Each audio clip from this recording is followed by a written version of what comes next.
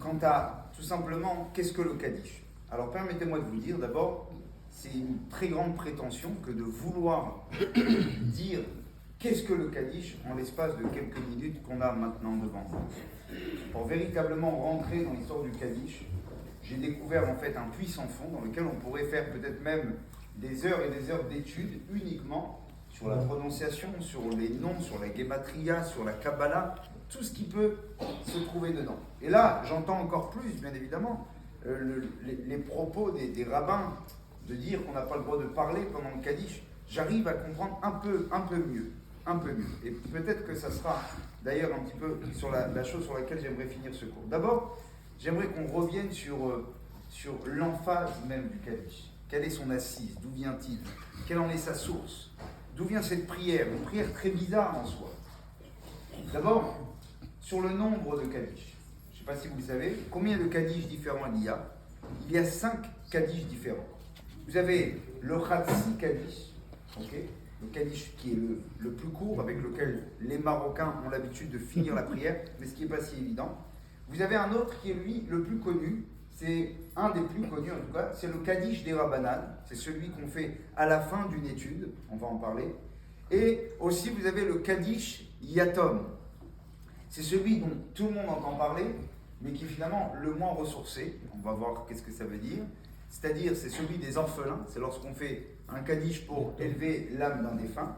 Et enfin, vous avez un autre qui est le Kaddish Leitra d'État, ce qu'on appelle le Kaddish quand on a fini par exemple une Maseret, quand on finit une étude, alors il y a un Kaddish spécial. Je ne sais pas si vous avez déjà assisté à la fin d'un traité de Gemara. Là, le Kaddish aussi est en araméen, mais il n'a rien à voir avec tous les autres Kaddishim qu'on connaît. Enfin, le dernier, c'est le Kaddish du ministre officiant, qui est appelé communément par le Kaddish Titkabal, d'accord? Dans lequel on demande là-bas, Titkabal Tseloton Varouton, c'est-à-dire quoi? Dieu accepte les prières qui viennent d'être dites, qui viennent d'être faites. Donc ce Kaddish qui est maintenant répertorié sous 5 finalement couples, dans lequel finalement, j'ai envie de dire, quand on parle aux gens du Kaddish, tout de suite les gens ont l'habitude de frémir. Kaddish, attends, de quoi? La mort, de quoi? Le deuil? Non, déjà qu'on sache, le Kaddish dans sa majorité ne concerne en aucun cas le deuil. En majorité, c'est plus la prière, Kriyat Torah, qu'on appelle ça, la fin d'une étude, la fin d'une Maseret. Et c'est seulement sur l'un de ces 5 Kaddish qu'on parle effectivement. Pour essayer d'avoir ce qu'on appelle, peut-être de manière beaucoup plus, j'ai envie de dire, scolaire, on essaie de comprendre, mais alors d'où vient le Kaddish? Qui a dit? On va aller jouer à la question du juif classique, c'est mais qui a dit que? D'accord? D'où vient le Kaddish? C'est là où vous apercevez qu'effectivement, le Kaddish n'a aucune source. C'est d'ailleurs même limite un peu aberrant, voire même un peu apeurant, puisque finalement on arrive devant une sorte de trou béant. Mais où est marqué le Kaddish? Comment est-il venu? Qui l'a dit? Qui l'a sorti? Qui a demandé qu'il fallait faire même un Kaddish? Deuxième question, pourquoi le Kaddish serait fait en langue araméenne? D'accord? Alors que s'il est si important que cela, puisqu'il fait partie maintenant dans ces 5 catégories, donc tout juif est amené un jour ou l'autre à faire un Kaddish, et en plus il se fait seulement uniquement lorsqu'il y a 10 personnes, j'aimerais bien savoir pourquoi est-il fait en araméen? Ne serait-il pas plus opportun de le dire peut-être en langue hébreu, comme toute la tfila, Modéani, jusqu'à Alenu Hashabeach, c'est marqué en quelle langue? En langue hébraïque, on est bien d'accord? Très bien. Une autre chose, je ne sais pas si vous avez remarqué, sûrement, c'est que tout le Kaddish, à aucun moment, le nom de Dieu est cité dedans. Alors que dans le reste de la prière, on ne fait que ça. Le Kaddish, dont on dit, chut, attention, c'est Kaddish, c'est important, j'entends pas à un moment donné le nom de Dieu à l'intérieur. On parle de Yehe Sheme Rabba, Lidgadal, Lidkadash Sheme Rabba, mais en aucun cas le nom de Dieu est cité. Il n'y a pas un Yudke Vavke, il n'y a pas un Elohim, il n'y a pas un Akadosh Baruch Hu dedans, il n'y a rien du tout. Ça aussi, c'est donc, on va dire, essayer peut-être d'établir, on va dire, peut-être une source dessus. Et finalement, comment ça se fait qu'il a rempli un petit peu nos vies de façon assez omniprésente dans toutes les actions, j'ai envie de dire, finalement, de la vie juive. et la vie commune. Eh bien, pardonnez-moi de vous dire, lorsque vous regardez les versets, les premiers à prétendre d'une prière qui pourrait s'appeler, ça aussi il faudrait savoir que l'invention du mot Kaddish, okay, on ne sait pas d'où elle vient. On va voir plus tard certaines pistes. Mais lorsque vous regardez la Torah, vous regardez les prophètes, les hagiographes, vous ne trouvez en aucun cas une référence au Kaddish. Ben moi j'étais étonné, je me suis dit, bon, sûrement ça doit être dans une Mishnah. Pas même dans une Mishnah. Il y a une Mishnah dans le traité de Megillah, dans lequel là-bas on dit, voici les prières qu'il faut pour être ce qu'on appelle au moins 10 personnes. Sinon on ne fait pas ces prières. Je me serais attendu qu'elle soit dans cette Mishnah. On ne fait même pas référence du Kaddish, autrement dit. Cette prière si omniprésente, si classique, si grande, si importante, dont on vient faire parfois trembler les orphelins en leur disant attention, vous avez perdu un proche, il faut absolument être là toute l'année, et chaque prière. Je suis encore jamais tombé devant quelqu'un qui m'a dit, parce que peut-être il n'avait pas le culot de me dire, ouais, mais où c'est marqué qu'il fallait faire un Kaddish? Parce que là, la réponse, elle serait beaucoup moins évidente. Et c'est un petit peu, grâce à toi, Evelyne, on est là pour essayer d'explorer un petit peu cette histoire. Mais d'où vient enfin ce Kaddish? Et une chose qui est encore plus dingue, c'est que j'ai regardé dans ce qu'on appelle, c'est une revue orthodoxe, bien évidemment, qui dit qu'en fait, les premiers à prétendre à connaître la prière du Kaddish ne sont même pas des Juifs. Ça viendrait d'un homme qui s'appelait, je ne sais pas si vous avez entendu parler, Jésus de Nazareth. On fait référence, je sais c'est très grave, pardonnez-moi, ok. Et vous inquiétez pas, je ne prêche pas pour la paroisse, mais pour ma synagogue. Et dedans, qu'est-ce que dit Jésus de Nazareth? Il ramène une référence dans Matthieu, enfin si certains voudraient voir, je l'ai répété, je n'ai pas été regardé, mais apparemment, effectivement dans Matthieu chapitre 4 verset 6, c'est tout ce que je sais, j'ai pas été regardé plus que ça, c'est pas le genre de bouquin que j'ai à la maison, et effectivement apparemment là-bas, il y a ce qu'on appelle une appellation, où une fois que Jésus finissait son cours avec ses apôtres, okay, il finissait le cours en disant Avuna de Mishmaya itkadash shimcha tate malchuter ya'aved reuter be'ara ke Mishmaya. Les Chachamim disent que la référence la plus ancienne qu'on aurait, je dis bien on aurait au conditionnel, parce que vous allez voir qu'il y a d'autres références par la suite, mais la plus ancienne, elle daterait de l'époque de Jésus de Nazareth. Et c'est lui qui le dit. Évidemment, ça fait très très peu. Alors qu'est-ce qu'on fait exactement? Et maintenant, pour essayer de comprendre comment. Oui, Bob, vas-y. Ça ne devrait pas faire peur. Parce que... Ça fait peur parce que tu te dis qu'en fait la référence de cette prière-là, elle fait référence en fait chez un chrétien. C'est ça qui fait un petit peu peur. Alors... Jésus était juif, donc... Oui, d'accord, mais encore une fois, non, il fait bien de dire, Bob, Jésus n'était pas un chrétien lui-même, d'accord? Peut-être on aura le temps d'en parler une autre fois. Jésus, c'est d'ailleurs un sujet à débattre pour celui qui le souhaite, de comprendre l'élévation de Jésus dans la chrétienté, parce que lui n'est pas chrétien à la base, c'est seulement les chrétiens qui vont faire de Jésus ce qu'il était.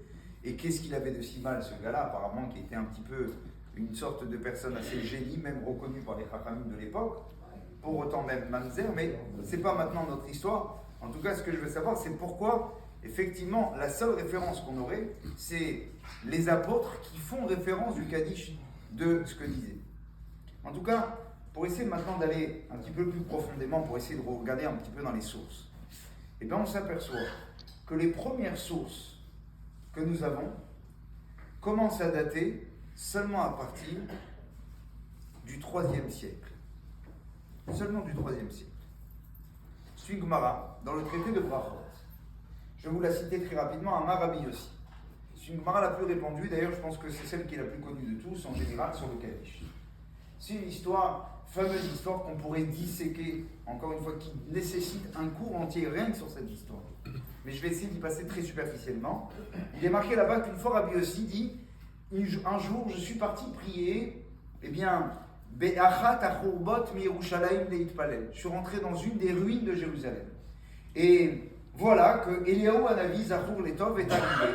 Veshamarli à la pétard. Un langage très bizarre, il est marqué. Il m'attendait à la porte de la ruine. Hachesi Amti et Tefilati. Pour que je finisse ma prière. Amarli béni. Et il m'a dit, mon fils.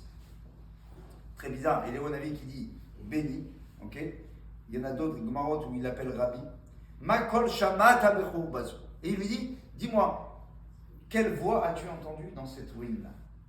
Parce que là-bas, la Gemara, elle demande est-ce qu'on a le droit d'aller dans les ruines pour prier, tout en sachant que peut-être les ruines pourraient tomber et donc on manquerait d'attention. C'est comme ça que vient un peu le contexte là-bas de l'histoire de Rabbi Yossi. Et là-bas, Rabbi Yossi lui dit j'ai entendu une voix. Et il lui dit tu sais c'était quoi? Il dit j'ai entendu la voix d'une colombe. Shamati Batkol, Keyona Menahemet. Ouais, une colombe qui disait Oï Labani, malheur aux enfants. Shebe Avanotem, Echavti et Betiv, et Sarafti et Echali, et Igletim, les Benaomot. Et je vous fais le texte, version courte. La version elle est beaucoup plus longue. Le Ben Ishraï rapporte une explication sur chaque mot. Et là-bas, il y a marqué Oï. Le mot Oï, Aleph Vav Yud, qui fait référence en fait à 3 malheurs dans Israël. La destruction du Beth Amikdash. Par la suite, il dit la destruction plus tard du Echal, c'est-à-dire même du Saint des Saints, et par la suite qui fait référence aussi à la Galoute. Et cette voie-là, le Ben Ishraï il explique un petit peu plus profondément, il dit pourquoi Dieu a mal? Parce qu'il dit pour essayer d'effacer vos fautes, vous savez ce que j'ai dû faire? J'ai dû casser ma maison, j'ai dû casser même mon Echal, mon Kodesh HaKodashim. Et parce que ce n'était pas suffisant encore, j'ai dû aussi vous envoyer en diaspora. Et malheureusement, même comme ça, je ne trouve pas le moyen de pouvoir expier toutes les fautes d'Israël. C'est pour ça qu'elle pleure, cette colombe-là. Et qu'est-ce qu'il m'a répondu à ce moment-là, Eliaou Hanavi? Il a dit Chayecha vechaye roshra. Il a dit sur ta vie. Très bizarre ce langage, sur ta vie, sur la vie de ta tête. Sache que cette voix-là retentit pas qu'une fois. Tu entends bien et tu as bien entendu. Mais sache que cette voix-là, elle se dit 3 fois dans la journée. Shacharit, Mincha et Arvit. Et il lui dit, Eliaou Hanavi, sache qu'il y a une chose qui calme la voix de cette colombe qui pleure. C'est quoi?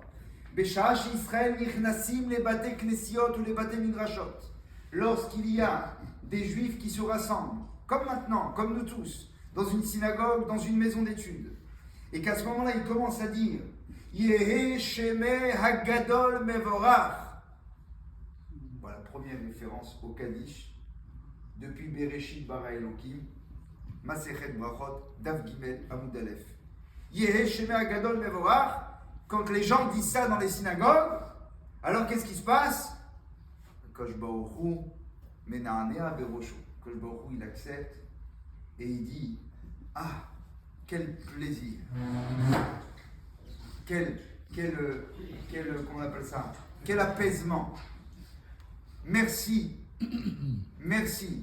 à mes enfants de m'amener autant de joie, autant de plaisir. Waouh, ça frémit. Ça veut dire que dans tout ce qui... Enfin, je ne sais pas si vous imaginez un petit peu, on est juif chez nous à la maison, dans la rue, mais on est très très juif, encore plus où? À la synagogue. Et quand on arrive dans cette synagogue, on ne te dit pas, attention, c'est pendant que tu dis modéranisme, pendant que tu dis non, on te dit le moment que Dieu attend le plus, c'est lequel? Yeh Shemeh Rabbah. On doit faire attention, et moi le premier, je m'inclus dedans, que quand il y a un Kaddish qui est dit à la synagogue, sachez que Dieu n'attend que ça. C'est la première référence en termes historiques. Après, je vais revenir sur autre chose. Mais en termes historiques, c'est la première des choses. C'est qu'apparemment, il y a un Kaddish, et pour l'instant, ça n'a rien à voir avec les endeuillés. Il y a un Kaddish qui est dit 3 fois par jour, Shacharit, Mincha, Arvit. Ce qui voudrait dire que l'opportunité du Kaddish serait d'abord un Kaddish avant tout pour la prière. Ça, c'est les moments où on se ressemble. Plus tard, je vais aller un peu plus rapidement, plus tard dans l'histoire, arrivera encore ce qu'on appelle finalement cette appellation-là de Yehe Shemei Rabba. On va le revoir, mais encore une fois même très très peu. Je vous assure, le langage lui-même, qui est en araméen, est très peu compréhensible. En fait, il reviendra sur une autre Masechet, un autre Talmud qui vient après le traité de Brachot. Autant vous dire, on est déjà dans les années à peu près 3e, 4e siècle. On arrive au traité de Sota. À la fin du traité de Sota, il est marqué la chose suivante. Rabban Shimon ben Gamliel Omer, il dit au nom de Rabbi Yoshua que depuis que le Beth Amikdash a été détruit, En Yom Shekilelato Pruta Mechavera, ce qui voudrait dire qu'en fait, il n'y a jamais de jour qui est plus calme que son jour qui l'a précédé. Chaque jour arrive avec un lot de malheurs dans ce monde, encore plus grave que celui de la veille. Comme ça dit la Gemara. Alors dit la Gemara, mais alors qu'est-ce qu'on peut faire? Dit le Talmud, Alma, Amaika Mekayem. Alors comment le monde résiste alors? Comment le monde, vous entendez? Le monde résiste. Pour ceux qui pensent que les Juifs sont prétentieux, c'est vraiment le cas de le dire. On fait tenir le monde. Alma, Almaïka Mekayem. Pourquoi le monde arrive à tenir? Si finalement les malheurs sont plus grands chaque fois, il devrait finir ce monde-là. À quoi bon? Répond Rabban Shimon ben Gamliel dit Akdusha de Sidra ve'ayehe shemei Rabba agadta. Il ramène déjà lui autre chose. Il dit d'abord sur le Kedusha de Sidra. C'est quoi le Kedusha de Sidra? Quand on dit Uva le Tzion, les gars, à la fin de la tefila, après la prière, enfin après la Amida, et qu'on dit Kedusha de Sidra, Kadosh, Kadosh, Kadosh. Ce Kadosh, Kadosh, Kadosh sont les piliers de ce monde. Ça, et quoi encore? Le Yehe Shemei Rabba Mevar. Alors, la vérité, c'est que c'est difficile de dire, mais alors finalement, si c'était si important, pourquoi la Torah ne nous en parle pas? Si c'était si évident, pourquoi on n'a pas référence avant cela? C'est une vraie question. Et en fait, si vous voulez voir, c'est que littéralement, on verra que Rabbi Shimon disait, et c'est quand exactement qu'Akadosh Baruch Hu il est mitalé, c'est quand véritablement qu'on arrive à faire grandir le nom de Dieu, puisque c'est un petit peu ça le but du Kaddish, qui dit Yid Gadal Veyid Kadash, c'est-à-dire qu'il grandisse. On va essayer de comprendre ce que ça veut dire. Juste après, il dit Rabbi Shimon pourquoi il monte et à quel moment on peut le faire. Parce que la Gemara dit mais alors quand on fait ce Kaddish là, enfin ce texte que tu me dis, parce qu'à l'époque on l'appelle pas le Kaddish encore. Il dit à quel moment on le fait? On le fait dans un moment très particulier. Vous savez lequel? Au moment où les gens se rassemblent à la synagogue, au Beth Midrash, et qu'ils étudient là-bas. Quand Akadosh Baruch Hu voit ça, ça met à rebekorer les malachim. Qu'est-ce qu'il fait Dieu? Il se réjouit. Comme on a vu dans le Zohar, ça fait 2 jours, si vous vous rappelez le matin, le Zohar il dit qu'Hachem, qu'est-ce qu'il fait? Il appelle les malachim et il leur dit les gars, regardez, regardez ces gens-là, qu'est-ce qu'ils font? Et il dit, il n'y a personne dans ce monde qui est capable de me donner la satisfaction pour avoir fait ce monde, si ce n'est que ces personnes-là. Ça, c'est le Kaddish. Alors, effectivement, de là, on a encore d'autres références, mais qui ne sont déjà plus dans la Gemara. Je vais essayer d'aller, tout simplement, je suis obligé de sauter un petit peu les références, mais déjà, ça laisse comprendre pourquoi il est dit en araméen. La raison pour laquelle le Kaddish est dit en araméen, c'est parce qu'apparemment, la seule fois où à l'époque il faisait le Kaddish, c'est à l'époque où il se rassemble pour étudier. Je vous rappelle qu'on est dans une époque où la prière n'est pas encore aussi bien, comment dire, établie, ouais, c'est pas aussi carré que maintenant. Structuré, pourquoi? Parce que le Sidour, tel que nous l'avons maintenant, viendra que plus tard, à l'époque des Géonim. Autant vous dire, quand cela, au 6e siècle. C'est ce qui me fait arriver donc à cette époque-là, au 6e siècle. Vous avez un rabbin qui s'appelle le Rav Amram Gaon, qui lui constitue pour la première fois au monde ce qu'on appelle un Sidour. C'est quoi un Sidour? Sidour, c'est tout simplement l'organigramme de prière. C'est-à-dire, les gars, ils priaient. Alors, ils pouvaient faire un peu de Teilim là, une prière là, son rabbin, il avait parlé de ça. Là, on mettait un peu de Torah ici. Non. La première fois, il y a un rabbin qui s'appelle le Rav Haïgaon, Rav Amram Gaon, pardon. C'est lui qui va instaurer ce qu'on appelle une sorte d'organigramme de prière. Il va dire, tu commences par Modéani et tu finis par Alanou le Shabéach. Et chaque moment de la prière fait référence à un monde spécial au niveau kabbalistique. Donc, sans rentrer dans les détails que moi-même je ne connais pas, je vous le dis sincèrement, ça serait finalement d'expliquer que là-bas, Rav Amram Gaon, c'est lui qui ramène la première fois l'édition du Kaddish. Arrive donc, si quelqu'un me dit, mais d'où vient le premier Kaddish? Vous attendrez au 6e siècle pour avoir un vrai Kaddish. Pour connaître le Kaddish. Et vous savez ce que dit le Rav Amram Gaon? Il dit, mais attention, il y a des gens, ils en font un peu à tout va, et au lieu de le faire que pour la prière et que pour les moments d'étude, ils le font aussi lorsqu'ils enterrent des morts. Mais ils se font ces gens-là. Je ne sais pas si vous imaginez. Rav Amram Gaon, c'est-à-dire qu'on n'a même pas encore fait référence à ce moment-là que le Kaddish est important pour l'âme des défunts. J'arrive maintenant au Rambam. Rambam, c'est 10e siècle. Au 10e siècle, le Rambam fait à son tour, qui lui est un élève aussi de Rav Amram Gaon et de Rav Eiger. On est au 10e siècle, donc vers les 1100. Et là, le Rambam fait aussi à son tour un sidour, dans lequel dedans il marque le Kaddish et il dit c'est bien aussi, pourquoi pas, de le dire pour les défunts. Mais surtout pas dans un cimetière. Pourquoi? Parce qu'au même titre, il n'est pas bien de marcher avec son tzitzit dans un cimetière, parce que c'est une prière qui est trop puissante, les morts seraient jaloux. Le Rambam va beaucoup plus loin, et ça c'est déjà une explication d'Elie Wiesel sur ce qu'il a passé à Auschwitz. Il dit les gens pensent qu'on fait le Kaddish pour les morts, alors qu'en fait on fait vraiment le Kaddish pour les vivants. Parce qu'en fait, peut-être que le Kaddish, c'est la seule prière qui nous laisse la possibilité de croire que même la chose la plus injuste pourrait cacher en soi une sorte de justice. C'est ça le Kaddish. Pour Elie Wiesel, c'est ça le Kaddish. Vous attendrez le 12e siècle. Le 12e siècle. On est après Maïmonide. Ok? Et là, qu'est-ce qui se passe au 12e siècle? Il se passe les croisades terribles. Les premières croisades. Vous vous rappelez ces histoires, Richard Cœur de Lion, ainsi de suite. Il passe d'ailleurs par la France. Des villages entiers vont être détruits. Rachid commence à en parler d'ailleurs. Où ils passent là-bas, ils font des carnages.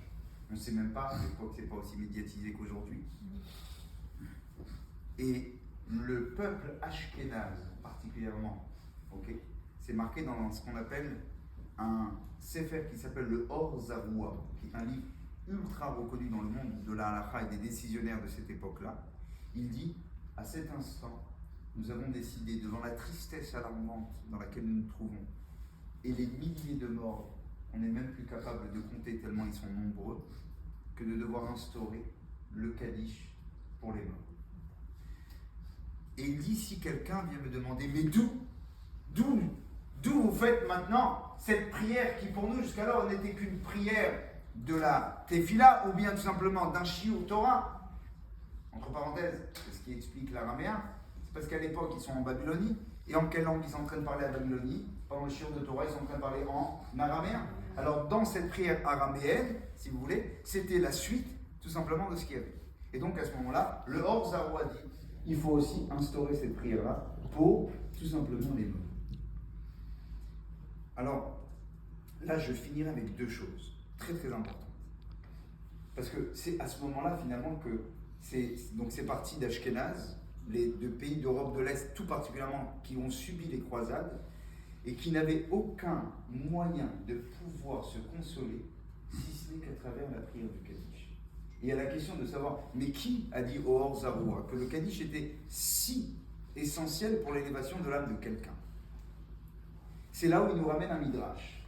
Un midrash qui, ça va faire maintenant 2 semaines, je le cherche. Je l'ai cherché un petit peu sur internet, mais il a plusieurs éditions. Donc je regarde dans Google, j'ai une édition, j'aime pas celle-là trop, il y a plusieurs éditions. Et ce matin, t'entends Émile, ce matin, à la prière, ok, je reçois un mail. Je reçois un mail, comme tous les jours, je reçois des mails de Shiurim, d'Alachot, ok. le mail que je reçois ce matin, il dit aujourd'hui on ne va pas parler de la halakha, mais on va parler d'un texte particulier qui est fondé sur la puissance du Kaddish. Je vous mens pas. Non, mais j'en ai parlé à ma femme, je dis quand même, c'est fou. C'est un mail qui est envoyé à plus de 28 000 personnes, et donc je le reçois depuis maintenant, allez, je sais pas, peut-être 15 ans, peut-être 12 ans, je sais pas. Je sais que j'étais déjà à Marseille, dans la première synagogue où j'étais, donc ça fait au moins plus de 10 ans, ça c'est sûr et certain. Et je reçois un mail où il y a marqué Koach Amirat Kaddish. C'est pas possible, des gars ils sont branchés avec Echal Shalom ou là-bas, où on est très connu, ou alors vraiment c'est Mina Shamaï, incroyable. À moins que tu aies vraiment la main longue et je sais pas, mais Mamash, c'est exactement ce qu'il dit. Et il demande là-bas la première question, il dit Maï Chashivu Tamirat Kaddish ou Me'echan Noda Aladam Nisheniftar. C'est-à-dire, d'où sait-on qu'il est bon de faire un Kaddish sur un homme qui est décédé? Bon, moi je fais et je dis, ah tiens, c'est intéressant parce que, en plus, c'est marrant, c'est exactement de quoi je voulais parler. Mais le pire de tout ça, c'est que la seule chose qu'il dit, c'était le texte qui me manquait réellement. Donc c'est pour ça que moi je vois un signe mamash, vous allez me dire, peut-être il est un peu fou, mais pour moi, c'est ni plus ni moins ton frère, c'est Jacob qui nous envoie ce mail, ok, dont on avait besoin aujourd'hui d'avoir, et c'est très important de l'écouter. Ce texte, c'est un texte que le Hors-Zaroua s'appuie dessus et dont la majorité des décisionnaires vont porter toute leur halakha par rapport à cette action-là qui s'est passée avec Rabbi Akiva.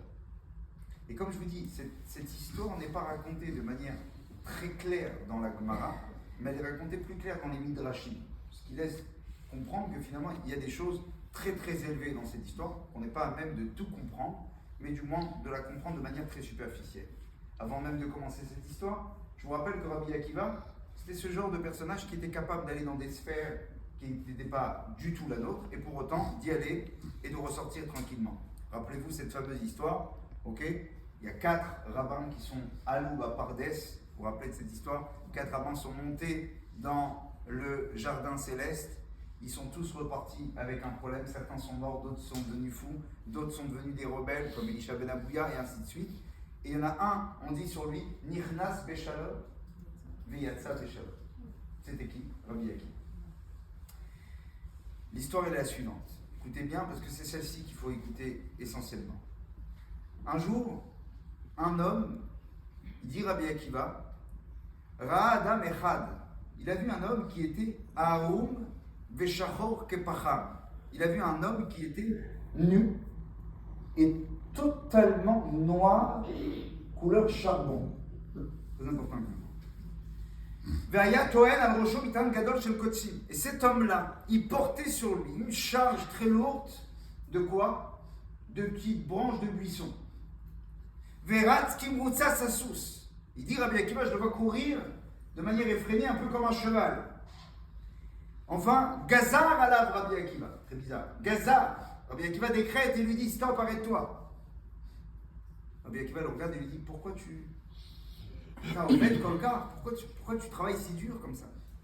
Alors il lui dit Imevedata va adonecha oselechaka.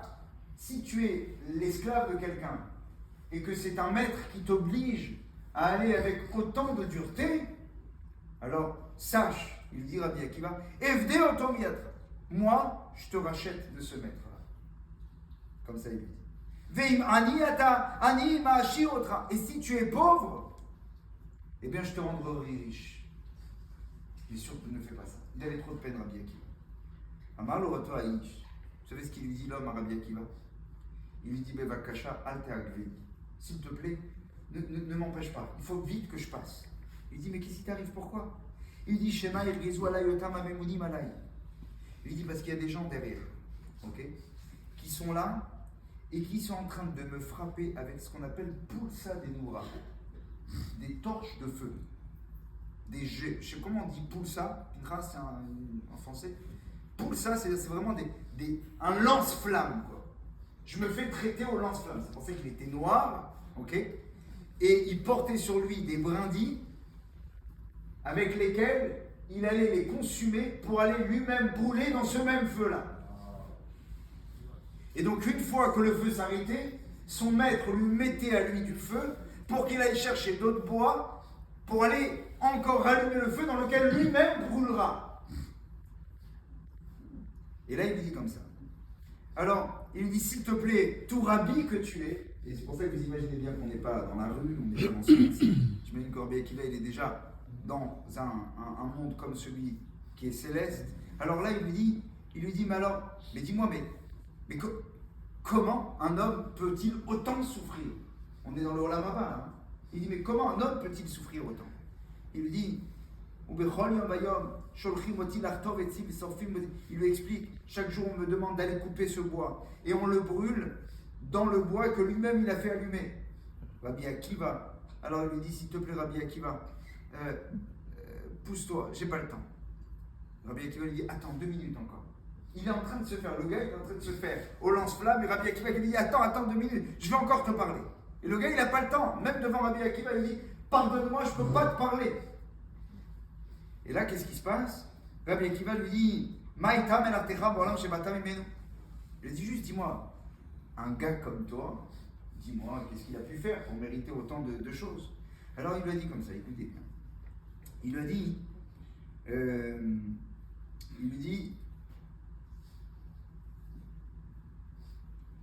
Gabay Hamas, Umeraché Ha'am Haïti, Venose Panim la Ashirim Veoreg Anihim. Il dit, j'étais un percepteur de taxes. J'allais chercher les impôts. Il dit au champ. Umeraché Ha'am Haïti. Et je faisais partie, soi-disant, des personnes, on va dire, bien pesantes dans ce monde-là. Nosé Panim la Ashirim. J'étais capable de pouvoir regarder de front, eh bien les riches, Oreganim, je tuais bien évidemment les pauvres, et encore j'ai fait d'autres avérotes, il dit, j'ai pas le temps de t'expliquer. Alors il lui dit, Klum Shamata, Minamemunim, Alecham Yeshlecha Takana, il dit, ben, si c'est comme ça, peut-être qu'il y a un espoir, comment tu vas en finir? Alors il lui dit, c'est très simple, Bevakasha Limra, Al Teakevei, s'il te plaît, Rabbi Akiva, laisse-moi passer. Combien de fois c'est marqué dans le Midrash, incroyable. Il m'a y allé la loi Ani, Ben Jérôme Bekal. Il dit non, je sais pas, mais écoute Rabbi Akiva, j'ai entendu un jour, 2 gars qui étaient à côté et qui disaient, ah si ce gars-là, si seulement il avait un enfant, qui pourrait dire, Barechu et Hashem Amevorach, et dont les gens répondraient, Baruch Hashem Amevorach Leolam Vaed, ou alors il pourrait dire la phrase, Idgadal Vetkada Sheme Rabba, et que quand il dirait Veimru Amen, que les gens répondraient Amen, alors on en finirait avec lui. Voilà ce que j'ai entendu. Alors qu'est-ce qui s'est passé? Oulam Uloiniar Ben Baolam, Beasav Ishto, il a dit, mais le problème c'est quoi? C'est que ça, ce gars-là, ils ont dit les gardes, ce gars-là il n'a pas laissé de fils derrière lui. Ve'eno yodea mialda zacham yilmedu Torah shelo hahu ba'olam. Amalo Rabbi Akiva, il lui a dit Mashimcha, il lui a dit dis-moi juste ton nom. Et alors il lui a dit Amalo Akiva, il lui a dit ici c'est une autre édition encore une fois. Moi j'ai vu un autre nom, bref je vais pas le dire maintenant. Veshem Ishtecha, il lui dit comment elle s'appelle ta femme? Il lui a dit ma femme elle s'appelle Shushniba. D'accord? Et où tu habites? Il lui a dit j'habitais à Lutkia. Qu'est-ce qu'il fait Rabbi Akiva rapidement? Il est parti, Rabbi Akiva, dans la ville de Lutkia. Il arrive là-bas et il dit, dites-moi, est-ce que vous avez entendu parler d'un gars qui s'appelait comme ça et comme ça? Alors, parce que là, attendez, je ne sais pas si vous faites 2 minutes la pause sur l'histoire, Rabbi Akiva, avec tous les mérites qu'il a, il a du piston, il pourrait parler à Dieu, il pourrait parler à Moshe Rabbeinu, il pourrait parler à quelqu'un. Non. Rabbi Akiva n'a aucune capacité de délivrer cet homme-là, si ce n'est que l'enfant de cet homme-là. Il arrive dans cette ville-là. Et il demande où est cet homme-là, vous avez entendu parler, ou alors elle est sa femme. Et là, on lui dit comment ce gars-là, que son nom soit effacé du monde. Si vous savez combien de pauvres de la communauté juive il a tué ce gars-là, combien il a envoyé de gens en prison, ce gars-là de la communauté. Ce type-là, il doit être effacé du monde. Même pas, ils ont dit à Rabbi Akiva, même pas tu nous rappelles son nom. Il a dit, mais peut-être il a une femme, peut-être il a un enfant. Il a dit, je sais que, il y a un gars, il lui a dit comme ça, je sais que quand il est mort, ce gars-là, sa femme était enceinte. Il lui dit, est-ce qu'ils l'ont fait la Brit Mila? Il lui dit, alors là, je ne sais pas si c'est un garçon. Il y a plusieurs éditions, il y en a qui disent que Rabbi Akiva, qu'est-ce qui est passé? Il a vu sa femme, il y en a qui disent même qu'il l'a vu quand elle était enceinte, qu'elle n'avait pas encore accouché. D'autres qui disent qu'elle avait déjà accouché, qu'importe. Qu'est-ce qu'il a fait Rabbi Akiva? C'est simple, le Midrash il est un peu long. Qu'est-ce qu'il a fait? Il est parti, il a pris l'enfant, il lui a fait la Brit Mila, il lui a fait le Pidyon Aben, et il a commencé à lui apprendre Aleph, Bet, Gimel, Dalet. Et jusqu'au jour de sa bar mitzvah, il lui a appris à faire Barichou et Hashem à Mevorah, et que les gens répondent Baruch Hashem Mevorah, et qu'il lui a appris à faire le Kaddish. Alors, Velim Torah Kriyat Shema Shmonesre Brachot Birkat Amazon Vemido Lifnakal Vamar Barichou et Hashem à Mevorah Ve'anu Akal. Il a dit Yeh Shemerava, Lachakach Limda Mishnah. Après, il a appris la Mishnah Talmud Al-Chod Vagadol. Achinit Hakem Meod, jusqu'à que cet homme-là est devenu un grand Chacham.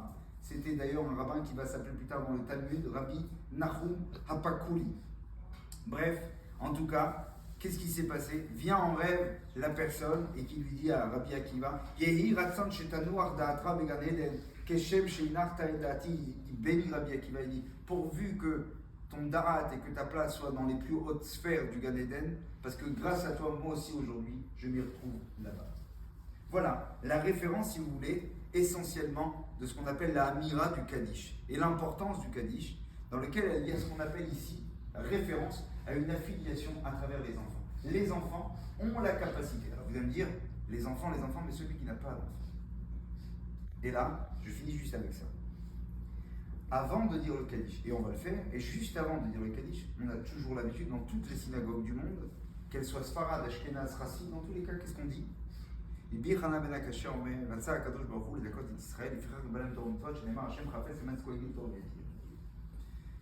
Alors j'ai appris d'un Rav qui s'appelle le Rav Batsri, en Eretz Israël, et lui il a fait un shiur sur ça. Et je ne connais pas sa référence. Je n'ai pas la référence de ce qu'il a dit. Mais c'est comme Rav Batsri.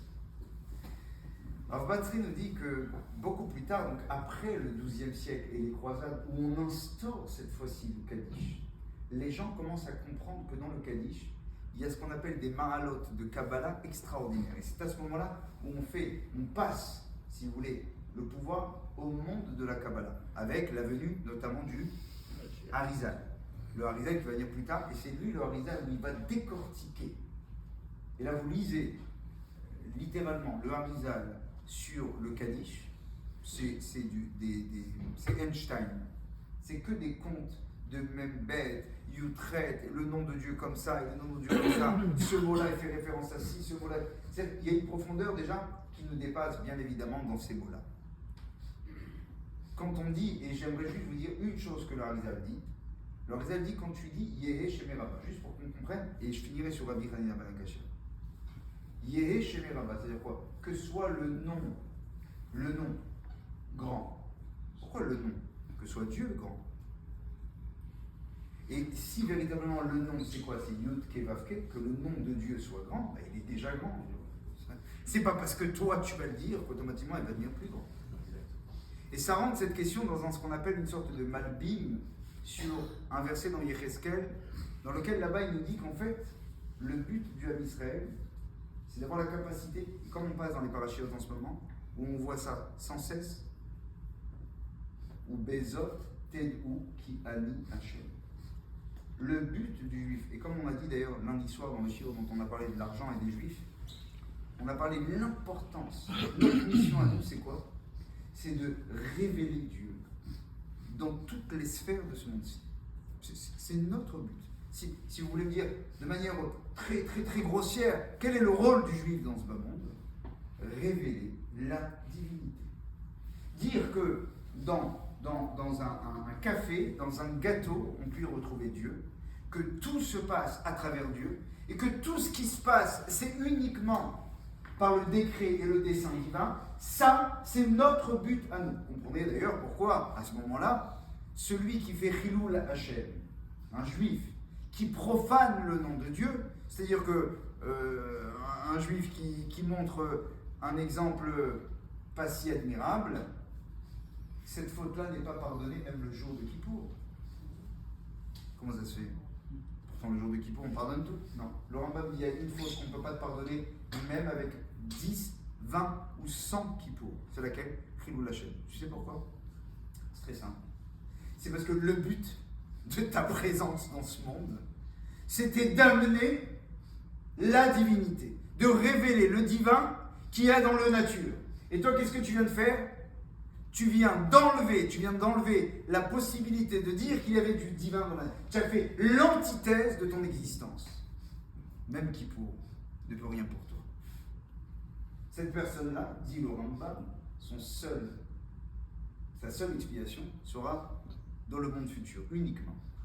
À moins, dit le Rambam, à moins que, je le dis entre parenthèses parce que je veux voir les simples, le Rambam dit, à moins que ce gars-là, il se rattrape en faisant l'inverse du Chilul Hashem, c'est-à-dire il fait un Kiddush Hashem de malade.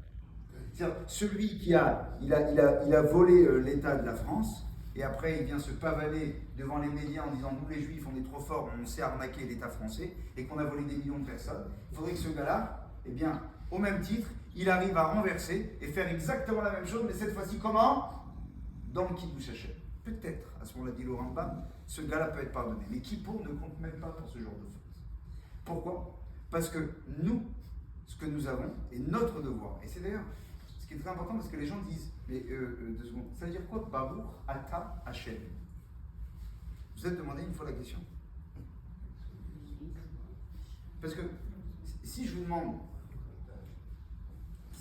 à quelqu'un, par exemple, de la communauté, je vais dire, est-ce que tu peux me bénir? Il va me dire, non, monsieur le rabbin, ça se fait pas. C'est normalement, c'est le rabbin qui bénit les autres. C'est pas nous qui bénissons le rabbin. Ben, demandez-lui à ce gars-là. Et pourtant, toi, tu bénis Dieu tous les jours, non?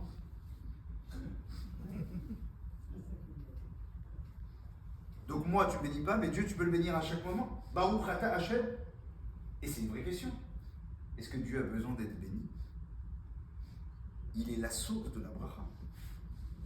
On ne peut pas bénir celui qui est la bracha. C'est pour ça qu'il est très important de comprendre. Quand vous faites une bracha, quand vous faites un kaddish, la seule chose dont vous faites, c'est vous rapprocher encore plus le rôle de votre existence. C'est-à-dire, vous demandez à ce que le nom de Dieu s'agrandisse dans la conscience globale et en général du monde. C'est-à-dire ce qu'on appelle l'information tzibourite. Il est important. Et c'est pour ça d'ailleurs que dans le Kaddish, qu'est-ce qu'on dit à chaque fin de phrase? Veimou. Pourquoi Veimou? Parce que dites-le. Parce que en disant Amen, ça veut dire quoi? Amen, ça veut dire littéralement, je le pense comme ça. Donc Yehé, Shemé, Rabba, Mevarach, il y a des secrets extraordinaires. Au point même que le traité de Shabbat nous dit que tout celui qui dit Yehé, Shemé, Rabba, Bechol Kocho, celui qui dit Yehé, Shemé, Rabba de toutes ses forces, Korino Xardino, on déchirerait un mauvais décret qui pourrait peser sur lui même depuis plus de 70 ans. D'autres veulent dire que même si ce gars-là, on venait de décréter un décret aussi dur sur lui, pour que lui, sa femme, ses gosses et ses petits-enfants soient maudits, il a dit Yehé Shemé Rabba de toutes ses forces. Il y en a même qui disent, c'est pas de toutes ses forces Kavanot, du Harizal, Gaon de Vilna, non, de ses forces physiques. Qu'on l'entend dans la synagogue, Yehé Shemé Rabba, il crie, il sait, il l'entend, et il fait entendre aux autres. Parce que le but, c'est quoi? Alors ça va, attends, depuis quand on a besoin de crier? D'ailleurs, moi, ma tefila, je le fais de manière discrète, et après tout, moi, tu sais, je suis un gars très, très intime, quand je parle avec Dieu, j'ai pas besoin. Mais tu rates, tu passes à côté d'un truc phénoménal. C'est qu'en fait, le but du Kaddish, c'est de crier, que l'autre l'entende, de faire savoir une chose. Quoi? Ata bechatan. Qu'est-ce qu'on dit dans les faits? Mikol amin, afta otan, veratzita ban, tu nous aimes, tu nous as voulu. Vekraftan malkenu lavodatecha, veshimcha hagadol. Tu nous as remis en nous la possibilité, le devoir de faire savoir ton nom à toi. Voilà, ça c'est notre but. Quand vous dites Baruch Ata Hashem, c'est quoi Baruch Ata Hashem? C'est pas je te bénis Dieu. Tiens fou, mais pas du tout, jamais de la vie. Ne pense même pas ça un seul instant. Tu bénis pas Dieu, parce que c'est Dieu qui te bénit. Mais alors qu'est-ce que tu viens faire? Bien tout simplement, je bénis le tétragramme. Je bénis Baruch Ata Yudke Vavke. Je fais en sorte que le nom de Dieu, c'est pour ça qu'on doit dire la bracha à ce qu'elle soit entendue. Et c'est pour ça que c'est important de répondre Amen. Et c'est pour ça que même si tu réponds Amen pour rien, on te dit c'est Amen et Thomas, c'est assourd, tu n'as pas le droit. Et c'est pour ça qu'une bracha qui est dite pour rien, ça s'appelle bracha levatala. Pas parce que tu as dit Dieu, c'est parce que mon rôle en disant Dieu fort, la seule raison qui me permettait de pouvoir dire le nom de Dieu fort, c'était parce que l'autre allait l'entendre. Mais si l'autre il entend mal ou il n'entend pas, c'est que littéralement je l'ai dit en vain. Ma mission sur terre, c'était celle-ci. D'ailleurs, le mot Baour, c'est les lettres de Bet, Resh, Raf. C'est quoi Bet? C'est le double des premières unités. Resh, c'est le double des centaines, c'est 200. Le Raf, c'est le double de dizaines, c'est 20. D'ailleurs, comment dit-on le genou en hébreu? C'est quoi? Berer. Pourquoi? Parce qu'en fait, le pied, il est composé finalement de ces deux éléments. Le premier et le second. Le premier aide au second. C'est-à-dire qu'il est la bracha, si vous voulez, de son avancée. Et bizarrement, comment appelle-t-on maintenant, je suis obligé de dire les choses très rapidement, comment on dit finalement un enfant, il est quoi pour son père? Non, il est les genoux de son père. Bera kar'e de avua. Bera kar'e de avua. La seule possibilité que vous avez, c'est dire que nos parents nous ont appris à marcher quand on était petits. Mais nous leur apprenons à marcher quand eux sont partis. C'est-à-dire, le monde en haut est un monde statique. C'est un monde qui ne bouge pas. Ce que tu as fait, tu reçois. Ni plus, ni moins. La seule chose qui peut te faire avancer, c'est quoi? C'est les genoux que tu as laissés ici sur cette terre. C'est-à-dire, Bera Kar Edevu. Chaque mitzvah et chaque kaddish aura la possibilité d'élever l'âme de son père. Et c'est là où la Gemara d'ailleurs a dit, comment sait-on qu'un fils peut effacer les fautes de son père? Justement à travers la prière du kaddish, parce qu'elle est faite pour ça. Rabbi Chana ben Akashia Omer, il dit comme ça, dans ma Masechet Makot. Permettez-moi, je sais que je n'aime pas retarder, vous savez que je suis toujours un gars hyper à l'heure en plus. Et non mais ne rigolez pas, c'est pas sympa. Et il y a marqué que Rabbi Hanan dans Masechet Makot, il avait l'habitude de dire comme ça. Ratsa Kadosh Baruch Hu Lidakot Israël. D'abord qu'on comprenne cette phrase. Elle est d'une importance essentielle, parce qu'il y a marqué que si quelqu'un, par exemple, on lui dit de ne pas manger un verre, okay, on dit pourquoi? Parce que si tu manges un verre, tu fais 5 avérotes. On dit aussi à un homme de ne pas manger du sang, de ne pas boire du sang. On dit à un homme de ne pas manger des escargots. Est-ce que ça vous est arrivé, vous, aujourd'hui, d'avoir un jour un Yetzer Hara de manger des verres? Non, jamais de la vie. Rabbi Hanan nous apprend une chose. Il dit, vous savez quoi, les gars? Regardez Akadosh Baruch Hu, comment il est bon avec nous. Il a inventé des mitzvot. C'est quoi la mitzvah? Il y a des verres, je ne les mange pas. Tu as fait une mitzvah. Parce que quand tu ne fais pas la avéra de manger les verres, tu fais automatiquement la mitzvah positive. Tu t'en écartes, très très bien. Tu as fait une mitzvah. Donc tu as cherché dans les fruits, tu as enlevé les verres, tu as fait une mitzvah, que chaque verre compte pour 5 mitzvahs. Ratsa Kadosh Baruch Hu les accords. Qu'est-ce qu'il a fait à Kadosh Baruch Hu? Il a voulu te donner des mérites. Les ficha, hirba lahem Torah mitzvot. Alors qu'est-ce qu'il a fait Dieu? Il a donné encore plus de Torah et de mitzvot. Pourquoi? Pour que tu sois occupé essentiellement à faire ces choses-là et que de manière gratuite, il t'offre des mérites. Arrête, si maintenant vous allez voir du sang, est-ce que vous allez dire c'est bon? Non, pas du tout. Vous allez le dégager. Dit Rabbi Hanina, imagine-toi si pour du sang déjà, on te donne un mérite comme ça. Alors dit la Gemara, pour quelqu'un qui a ce qu'on appelle des avérotes auxquelles il désire. Dit la Gemara, si par exemple il est attiré pour aller avec une femme qui lui est interdite. Et qu'est-ce qu'il fait le gars? Il dit non, j'y vais pas. Il se retient. Dit la Gemara, alachat kama avec kama. Combien et combien cet homme-là, il aura du mérite pour lui, pour ses enfants et pour encore 4 générations. Dit la Gemara, non, arbaïm yakout bedor. Racham dit non, 40 générations. Quand quelqu'un s'empêche de faire une avéra déjà qu'il n'a pas envie, on lui donne des mérites. Alors une avéra sur laquelle en plus il y a une ta'ava, il y a un yetzer hara, il y a un désir. Alors là, celui-là, on lui offre une autoroute entière. Voilà ce qu'il a dit Rabbi Hanina. Quel rapport avec le kaddish? J'ai appris aujourd'hui de Rav Batzri. Je ne connais pas sa source. Rav Batzri dit qu'il y avait un homme dans la Gemara qui s'appelait Abba Gourian. D'ailleurs, on en parle lors de la destruction de Beth Amikdash. Il était l'un des hommes les plus riches de Jérusalem. Cet homme-là était un éminemment, on va dire, philanthrope. Rabbi Hanan ben Akashia habitait dans la ville de, tout simplement, Pompalita, si je me rappelle bien, à Babylonie. Il est en Babylonie et il a 1500 élèves. Il est à la tête de l'une des plus grandes yeshivot de l'époque contemporaine, de l'époque du Talmud. Autant vous dire, il est le patron des patrons des patrons. D'accord? Une tête énorme. Maintenant, Rabbi Hanan ben Akashia a besoin de fonds pour faire marcher. Chachamim disent, il avait sur 1500 élèves, 800 élèves qu'il payait tous les jours en leur donnant à manger, à boire, et il leur donnait aussi où habiter. Sur les 1500, il devait entretenir 800 élèves. Un jour, il cherche de l'argent et on lui dit qu'en Israël, dans la ville de Tzipori, il y a un homme qui s'appelle Abba Gourian.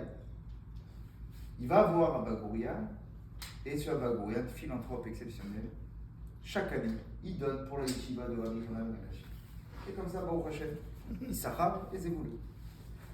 Malheureusement, Abba Gourian tombe tellement malade, qu'à un moment donné, ses 3 enfants se disent, oulala, notre père, il va bientôt partir, il faut qu'on calme les finances. Alors s'il y a des gens qui viennent pour chercher de l'argent, on ferme les portes, on ferme les robinets. Que va-t-il rester sur le testament? Arrive Rabbi Hanan ben Akashia. Il dit, pardonnez-nous Rabbi, notre père est trop malade, il peut recevoir personne. Il dit, comment je vais faire? Votre père m'a dit qu'à chaque fois il fallait venir. Peut-être au contraire, c'est même son mérite. Désolé Rabbi, vous ne pouvez pas rentrer. Quelques mois plus tard, je vous la fais courte, Abba Gourian meurt. S'en va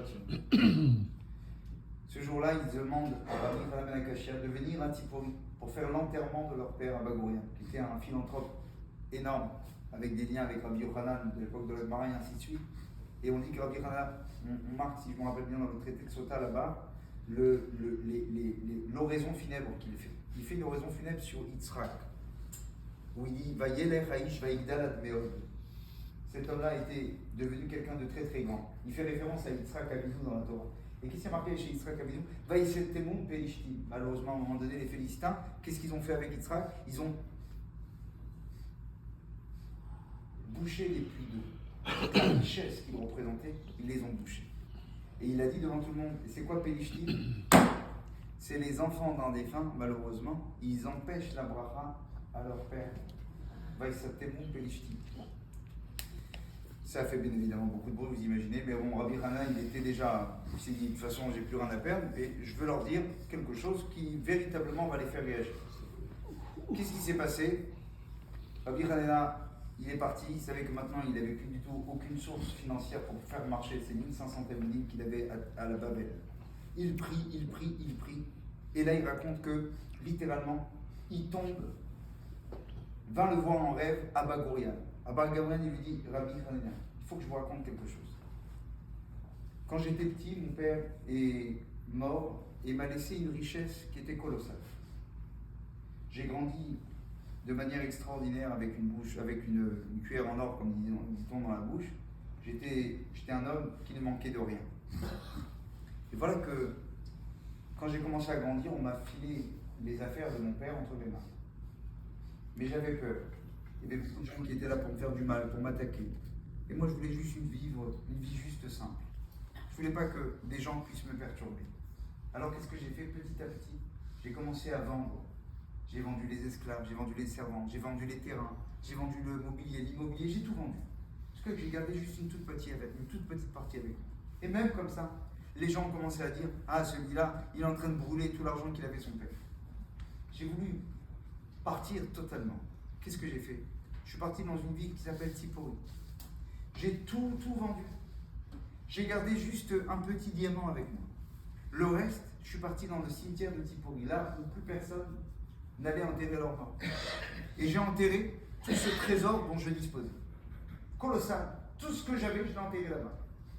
Je suis reparti dans la vie avec un petit diamant. Et de là, j'ai acheté un champ. Ce champ a donné des fruits. Ces fruits ont donné encore d'autres fruits, d'autres champs et ainsi de suite.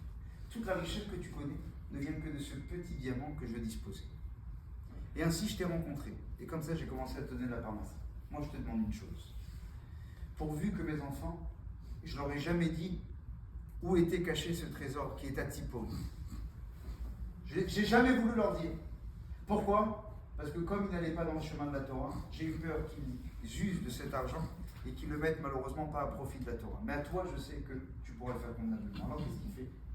Il dit, s'il te plaît, nomme un autre rabbin à Babel, écoutez bien, et tu vas ouvrir une autre yeshiva avec l'argent que je vais te donner. Tu pourras financer et telle yeshiva de 1500 à Babel, et tu vas monter une autre yeshiva à Tzipori. Je vous la fais très court, Rabbi Hanan ne voulait pas. Finalement, Rabbi Hanan se réveille, et il va à Tzipori, il découvre le trésor, et il monte une nouvelle yeshiva avec 1000 élèves à Tzipori. Je peux vous dire, c'est la cité des Talmidei Chachamim à l'époque, et Rabbi Hanan est venu, il a déménagé avec l'argent qu'il avait trouvé dans le trésor. Et ainsi, il arrive à financer les deux. Un jour, viennent nous voir 3 personnes, ce qu'on appelle des sabalim à l'époque. Ils viennent voir Rabbi Hanan et disent, écoutez, on a un procès avec quelqu'un qui ne veut pas nous payer. Malheureusement, je n'ai pas assez de temps pour vous l'expliquer. C'est pas grave. Au bout du compte, Rabbi Hanan va leur dire, effectivement, vous avez raison, l'autre doit vous payer, ainsi de suite. Et là, il la regarde, il leur dit, mais vous demandez quoi? Une petite somme d'argent? Il dit, oui, effectivement, on est des gens très simples. Mais comment vous appelez? On était les enfants d'un certain Abba Gourien. On a dit, vous m'avez reconnu? Il a dit, non. Il dit, j'étais, vous vous rappelez de l'ami de votre père, celui que vous m'avez fermé un jour la porte devant moi. Et il fait exactement ce que Abba Gourien lui avait dit, c'est-à-dire en ouvrant une yeshiva à Tzipori, il invite ces 3 jeunes à venir à la yeshiva, à s'instruire. Et il leur apprend là-bas la prière du Kaddish. Et là, il vient en rêve à Bagourian pour lui dire combien tu m'as fait élever, parce que grâce à toi, mon argent déjà a servi à la Torah, mais grâce à toi aussi, mes enfants ont repris le chemin de la Torah. L'histoire ne s'arrête pas là. Rabbi Hanan maintenant commence à pleurer. Vous savez pourquoi? Parce qu'il a 1500 et 1000 élèves. Il dit, mais dans tout ça, j'ai pas un fils, moi, qui un jour pourra faire le Kaddish pour moi. Et c'est là où Rabbi Hanan demande à cet homme-là, à Bagourian, interfère, s'il te plaît, dans le ciel et demande-leur pour moi. Comment je vais faire? Vous savez ce qu'il me répond à Bagourian? Terrible, terrible. J'ai trouvé ça d'une dureté terrible. Abba Gourien me répond, et il dit, je suis désolé, tu n'as pas d'enfant, tu ne peux pas. Incroyable. Et il dit, peut-être la seule chose qu'on m'a dit que tu pouvais faire, c'est de former quelqu'un à la Torah, tu l'inities, et en l'initiant, il va devenir quoi? Comme ton fils. Et lui, il pourra faire. Alors si c'est comme ça, j'en ai 2500 pour moi. Et il m'a dit, sache que Mina Shammai m'ont dit qu'à chaque fois qu'un Kaddish sera cité pour un défunt, on citera d'abord ton nom à toi, comme pour dire que celui qui a fait pour les défunts, aujourd'hui on fait pour lui, parce que lui n'a pas eu d'enfant. C'est la raison pour laquelle jusqu'aujourd'hui, on continue à dire Rabbi Hanan ben Akashia Omer, c'est-à-dire celui qui n'avait pas l'obligation de faire cette mitzvah, un petit peu comme celui qui finalement s'en fiche de ne pas boire du sang, mais il a eu un mérite pour ça. Alors aujourd'hui on renverse son mérite à celui-là qui s'est donné gratuitement pour les autres, et aujourd'hui c'est nous qui le remercions à chaque étude de Torah. C'est d'une importance phénoménale, au point où on est en train de se demander est-ce qu'une personne qui n'a pas perdu ses parents a la possibilité, oui ou non, de faire le Kaddish des Rabbanan. Enfin, je finis juste par vous dire, écoutez les mots du Kaddish, écoutez bien les mots du Kaddish. Parce que les mots du Kaddish, c'est littéralement le but de notre existence en tant qu'être juif. Quand on dit à la fin, comme on dit dans le Kaddish à l'Israël, ouais, on dit à l'Israël, Val Rabbanan, juste que vous comprenez cette phrase-là. J'aurais tellement encore à dire, mais je suis obligé de m'arrêter. À l'Israël, Val Rabbanan, Val Tamid, Val Kol Tamidé, Tamidéon. Des Yadvin, Vaskin, Doraita, Kadishta. Sur tous ces rabbins, sur tout Israël, sur tous ceux qui s'occupent, leurs élèves et leurs élèves des élèves.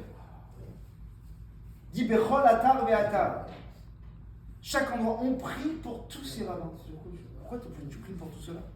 Vous savez pourquoi? Parce que qu'est-ce que fait une personne quand il enseigne de la Torah? Chaque mot de Torah, c'est révéler encore la présence de Dieu à travers, littéralement, dans cette vie, toute la divinité que Dieu nous a due. Quand un Talmidéon, on vient dire, venez, Yehe Shelama Rabba, Min Shemaya, que vienne la paix sur eux. que les Talmidei Chachamim soient bénis. Pourquoi? Parce que ce que nous faisons, c'est quoi? C'est faire connaître le nom de Dieu. Mais toi, tu le fais quand toi, tu viens à la synagogue. Mais lui, il le fait depuis le matin, quand il se lève, jusqu'au soir, quand il se couche. Alors pour eux, Al Talmideon, Balkol Talmidei, Talmideon, Diyatvil et Askin, ceux qui sont assis, ceux qui étudient Beoraïta Kadishta Di Beatra, qui étudient la Torah sainte, dans chaque endroit et chaque endroit, Yehe Leon Velechon, qu'il soit pour vous et pour nous une source de mérite et de paix pour tout le peuple d'Israël.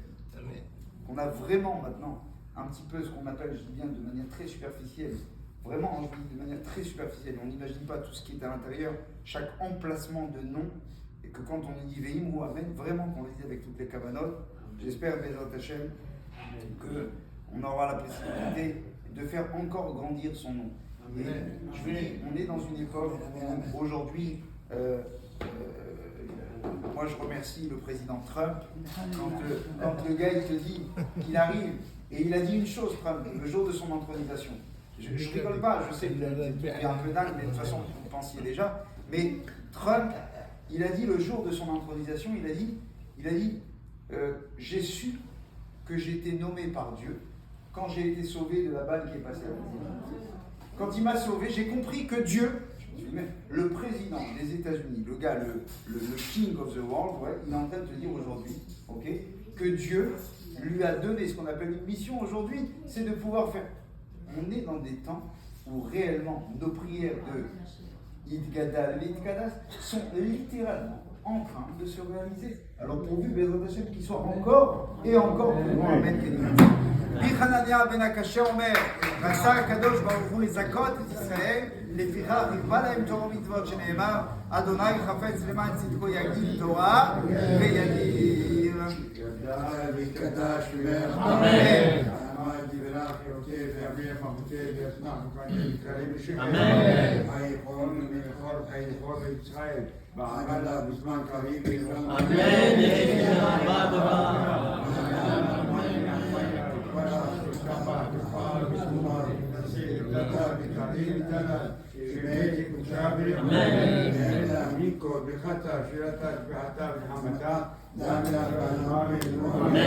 על ישראל, על הבנה ועל תלמידיון והכל תלמידי תלמידיון להדליק להשכיב מועיתה קדישתה עדי ועדך הדרך וכל אתר ואתר ועוד וכל שלמה חינה וריקה וחיילת חיים ורחמים וגם אמן ויהי לרבה בשמיה חיים ושבע ושועה ונחמה וזבה ופועה ופעולה ופסיעה וכפרה ורבע והצלה